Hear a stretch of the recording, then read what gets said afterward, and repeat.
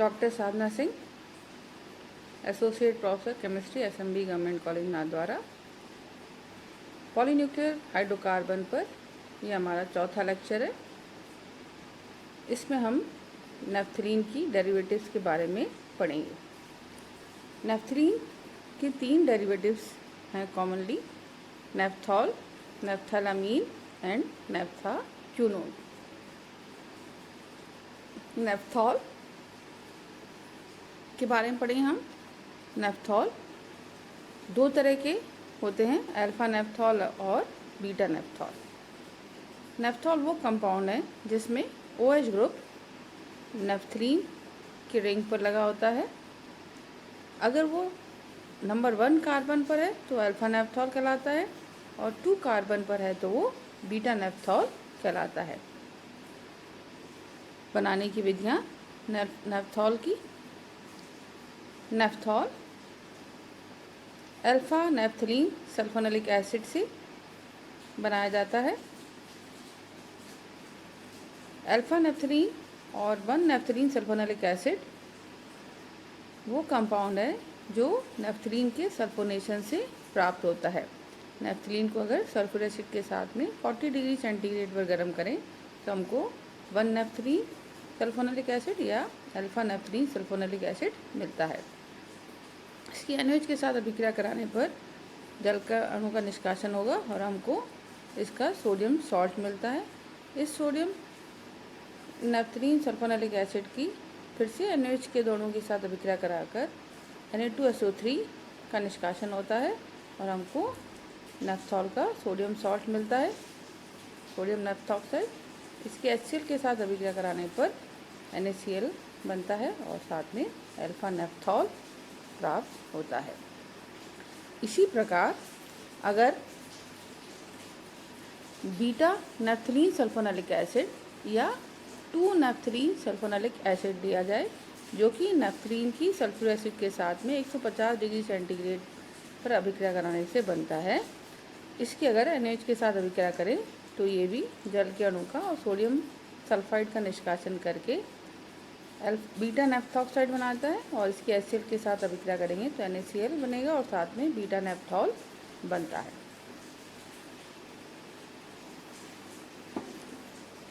इसका दूसरा सिंथेसिस है अल्फ़ा नेफ्थॉल। अगर हम अल्फ़ा नेफ्थाइल अमीन लें और उसकी सल्फ्यूरिक एसिड के साथ अभिक्रिया कराएं तो भी हमको अल्फ़ा नेफ्थॉल प्राप्त होता है। अल्फ़ा नेफ्थाइल अमीन नेफ्थलीन की नाइट्रेशन कराने पर, नाइट्रिक एसिड के साथ कंसनट्रेट नाइट्रिक एसिड के साथ अभिक्रिया कराने पर नाइट्रोनेफ्थलीन मिलता है। उस 1 नाइट्रोनेफ्थलीन का अगर हम अपचयन कराएं तो हमको अल्फ़ा नेफ्थाइल अमीन मिलता है। इसकी सल्फ्यूरिक एसिड के साथ में जल की उपस्थिति में या जल के साथ अम्ल की उपस्थिति में अभिक्रिया कराने पर अमीनो ग्रुप OH में बदल जाएगा, अल्फ़ा नेफ्थॉल मिलेगा और अमोनिया का निष्कासन होता है। एक और सिंथेसिस है, अगर हम ब्रोमोफ्लोरोबेंजीन लें, 1 ब्रोमो 2 फ्लोरोबेंजीन लें, इसकी लिथियम अमलगम के साथ अभिक्रिया कराएं तो ब्रोमाइड और फ्लोराइड आयन का निष्कासन होगा और हमको एक क्रियाशील मध्यवर्ती बेंजाइन प्राप्त होता है। इस बेंजाइन की अभिक्रिया फ्यूरेन के साथ कराने पर अति शीघ्र ही ये योगात्मक कंपाउंड देता है। इसकी HCl के साथ अभिक्रिया कराएंगे तो ये बॉन्ड ब्रेक होगा और हमको अल्फ़ा नेफ्थॉल प्राप्त होगा। ये तो थे सिंथेसिस अल्फ़ा और बीटा नेफ्थॉल के। नेक्स्ट है इनके गुण, भौतिक गुण। दोनों ही क्रिस्टलाइन पदार्थ हैं। अल्फ़ा नेफ्थॉल का मेल्टिंग पॉइंट 94, बीटा का 123। दोनों ही जल में अविलय हैं और कार्बनिक विलायकों में जैसे अल्कोहल, ईथर आदि में घुलनशील हैं। Chemical properties of alpha and beta naphthol. OH समूह की कुछ इसकी अभिक्रियाएं हैं। अल्फ़ा या बीटा नेफ्थॉल NaOH के साथ अभिक्रिया करके सोडियम सॉल्ट बनाता है, जिसको हम सोडियम नेफ्थॉक्साइड कहते हैं। अल्फ़ा के साथ अल्फ़ा सोडियम नेफ्थॉक्साइड और बीटा के साथ बीटा सोडियम नेफ्थॉक्साइड बनता है। इसी प्रकार ये अल्काइल हैलाइड के साथ भी क्रिया करके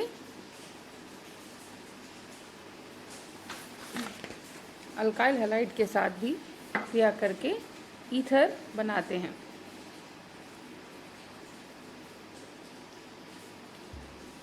अगर हम अल्फा बीटा नेप्थॉल का सोडियम सॉल्ट लें, उसके अल्काइल हैलाइड के साथ क्रिया कराएं तो अल्फा बीटा ईथर बनते हैं और NaCl का निष्कासन होता है। अगर हमारे पास अल्फा सोडियम नेप्थॉक्साइड है, मिथाइल आयोडाइड के साथ क्रिया कराएंगे तो NaI बनेगा और साथ में मिथाइल नेप्थाइल ईथर प्राप्त होता है। इसी प्रकार अल्कोहल के साथ क्रिया कराने पर भी हमको ईथर प्राप्त होता है। अल्फा बीटा नेप्थॉल की अल्कोहल के साथ क्रिया कराने पर अल्फा बीटा ईथर प्राप्त होता है, साथ में जल का अणु भी बनता है।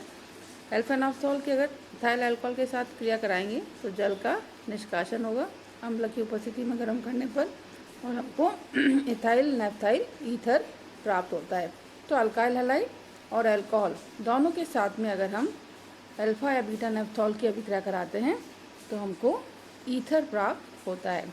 इसी प्रकार अगर हम अल्फा बीटा नेप्थॉल की एसिटाइल क्लोराइड के साथ अभिक्रिया कराएं तो एस्टर प्राप्त होता है, HCl का निष्कासन होगा और एस्टर बनते हैं।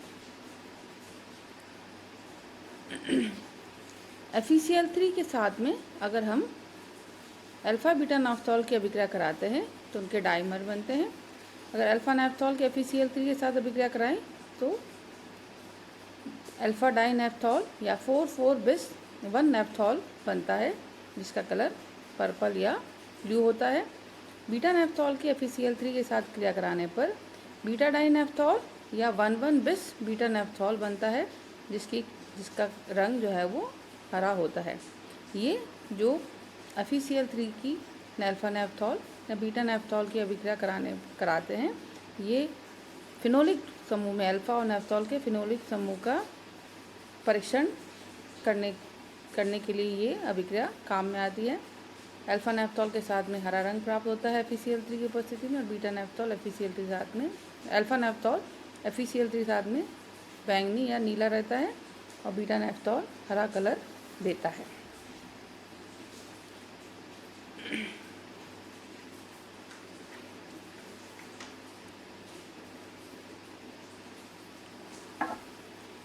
नेक्स्ट है अल्फा नेप्थॉल की अपचयन की अभिक्रिया।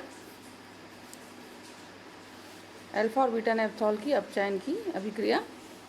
अल्फा नेप्थॉल का अगर हम हाइड्रोजन अणुओं के साथ अभिक्रिया कराते हैं, हाइड्रोजन के साथ में सोडियम और आइसोप्रोपाइल अल्कोहल की उपस्थिति में, तो हमको टेट्राहाइड्रो नेप्थॉल मिलता है जिसमें वो वलय जो कि उस वलय जिस पर OH ग्रुप लगा है उसके जो निकटवर्ती वलय है उसका अपचयन होता है। अगर बीटा नेप्थॉल के साथ अपचयन कराया जाए हाइड्रोजन के साथ सोडियम और आइसोप्रोपाइल अल्कोहल की उपस्थिति में तो भी टेट्राहाइड्रो नेप्थॉल मिलता है, पर इसमें वो वलय अपचयित होती है जिस पर कि OH ग्रुप लगा हुआ है। क्यों? क्योंकि बीटा नेप्थॉल अधिक क्रियाशील है अल्फा नेप्थॉल की तुलना में। तो बीटा नेप्थॉल का जब हम अपचयन करेंगे तो जिस पर OH ग्रुप लगा है वो अधिक क्रियाशील हो जाएगी और वो योगात्मक अभिक्रिया देके अपचयित होकर टेट्राहाइड्रो नेप्थॉल बनाती है। इसी प्रकार इसका ऑक्सीकरण कराने पर अल्फा और बीटा नेप्थॉल का अगर हम ऑक्सीकरण कराते हैं KMnO4 के साथ OH ग्रुप की उपस्थिति में, क्षार की उपस्थिति में, तो हमको थैलानोइक एसिड मिलता है। अगर हम इसका ऑक्सीकरण पोटेशियम डाइक्रोमेट और एसिटिक एसिड के साथ में कराते हैं, क्रोमिक एसिड के साथ में, तो हमको अल्फा नेप्था क्यूनोन प्राप्त होता है, क्यूनोन बनता है। अगली अभिक्रियाएं आती हैं इलेक्ट्रॉन स्नेही प्रतिस्थापन अभिक्रियाएं। तो नेफ्थलीन की और बेंजीन की तरह ही अल्फा और बीटा नेप्थॉल भी इलेक्ट्रॉन स्नेही प्रतिस्थापन अभिक्रियाएं देते हैं। अल्फा नेप्थॉल 4 प्रतिस्थापित उत्पाद देता है 4 स्थिति पर और बीटा नेप्थॉल 1 स्थिति पर प्रतिस्थापित उत्पाद देता है।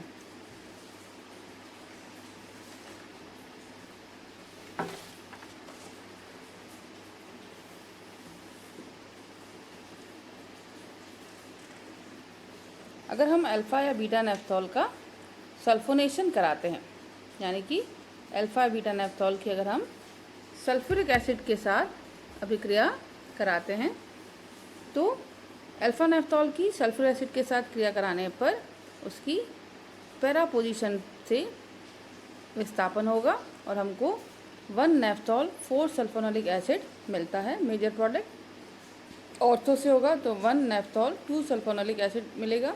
हमको पता है कि OH ग्रुप अगर बेंजीन रिंग पर एरोमेटिक रिंग पर लगता है तो OH group ortho para directing होता है, इसलिए अल्फ़ा नेफ्थॉल से हमको 4 सल्फोनोलिक या 2 सल्फोनोलिक एसिड प्राप्त होता है। अगर बीटा नेफ्थॉल की सल्फ्यूरिक एसिड के साथ क्रिया कराएं तो हमको 2 नेफ्थॉल 1 सल्फोनोलिक एसिड प्राप्त होता है। ऑर्थो पोजीशन से प्रतिस्थापन होगा और ऑर्थो प्रतिस्थापित सल्फोनोलिक अम्ल प्राप्त होता है। इसी प्रकार नाइट्रेशन कराने पर अल्फ़ा नेफ्थॉल का नाइट्रिक एसिड और सल्फ्यूरिक एसिड के साथ में 20 डिग्री सेंटीग्रेड पर अगर हम नाइट्रेशन कराते हैं तो हमको 2,4 डाइनाइट्रो अल्फ़ा नेफ्थॉल प्राप्त होता है।